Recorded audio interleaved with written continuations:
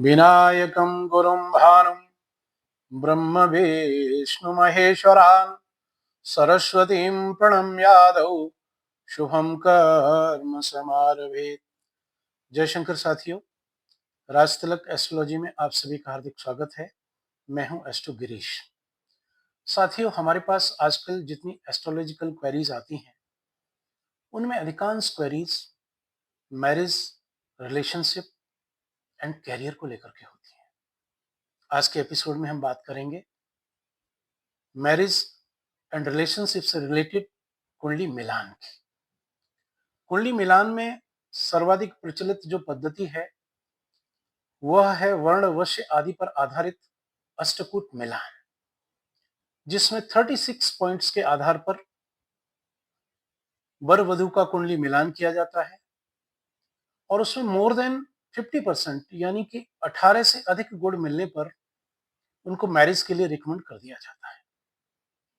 लेकिन जैसा कि हम सभी जानते हैं, कई बार सामान्य तौर पर ऐसा देखा जाता है कि इस अष्टकूट पद्धति में संपूर्ण गुण मिलने के बावजूद लोगों का वैवाहिक जीवन सुखी और संपन्न नहीं होता। आखिर क्या कारण है? What is the reason behind that? इस पर काफी सोच विचार किया गया और इस चिंतन मनन के बाद, अध्ययन के बाद ऐसा पाया कि इस अष्टकूट मिलान में चंद्रमा और नक्षत्र आदि के आधार पर ही कुंडली मिलान किया जाता है। इस मिलान में आयु मिलान, भाव मिलान, ग्रह मिलान, दशा मिलान आदि को स्थान नहीं दिया गया है। साथियों, विवाह जीवन में एक बार होता है और इस पर यह विचार किया निरंतर कि किस प्रकार से लोगों के दाम्पत्य जीवन को और ज्यादा सुखी समृद्ध बनाया जाए। उसी प्रक्रिया में हमने अष्टकूट मिलान के साथ साथ कुछ नए पॉइंट्स को ऐड करके कुंडली मिलान प्रारंभ किया, जिसमें कि सर्वप्रथम हमने वर वधु का आयु मिलान प्रारंभ किया और उसमें हमने देखा कि दोनों की आयु या तो मध्य हो या दीर्घ हो तो यह परस्पर समान रूप से मिलान होगा। एक की अल्पायु और दूसरे की दीर्घायु होने पर यह मिलान उचित नहीं है। इसी प्रकार हमने भाव मिलान प्रारंभ किया और भाव मिलान में हमने सर्वप्रथम लग्न और लग्नेश का मिलान, परस्पर मिलान प्रारंभ किया। दोनों की परस्पर स्थिति कैसी है? दोनों एक दूसरे से त्रिक हाउसेस में तो नहीं है। लग्नेश कहां पर है, किस तरह की स्थिति है परस्पर।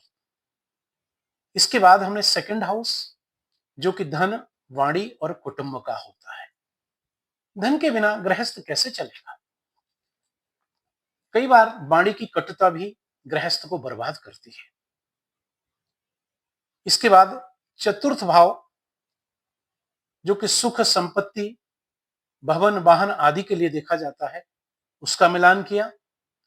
And after that another important house for the marriage, that is fifth house, पंचम भाव का मिलान परस्पर, क्योंकि पंचम भाव संतान, शिक्षा और इमोशंस, भावनाओं का भाव है।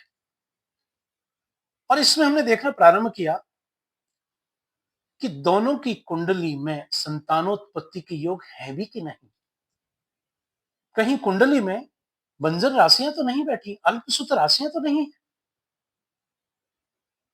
और उसके बाद सप्तम भाव, जो कि स्वयं विवाह का घर है,